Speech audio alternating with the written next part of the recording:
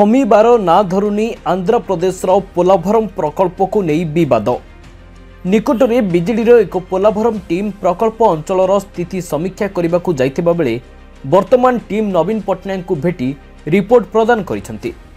प्रकल्प अंचल स्थिति कौन से नहीं नवीन को अवगत कराइछंती। जो मालकानगिरी मोटू पंचायत समेत कालीमेला और पड़िया ब्लॉक 236 गाँवर लोक क्षतिग्रस्त हेबे। एही प्रकल्प लोकमानंकर जीवन और जीविका उपरे प्रभाव पकाई पारे। सेहीपरि राज्य में सबुठारु अधिका वर्षा मालकानगिरी जिल्ला रे होइथाय, तेणु परिस्थिति को आहुरी खराब होइजिबो बोली कुहा जाउछि।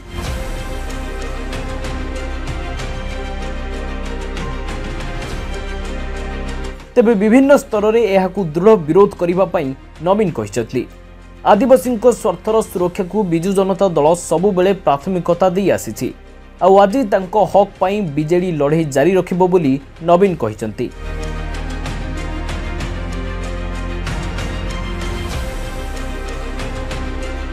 सेहीपरि एही प्रकल्प हेले मोटू पंचायत समेत कालीमेला और पड़िया ब्लॉक 236 गाँवर लोक क्षतिग्रस्त हेबे।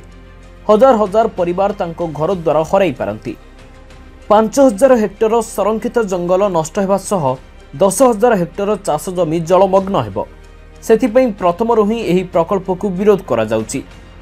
ब्यूरो रिपोर्ट दिनांक टीवी।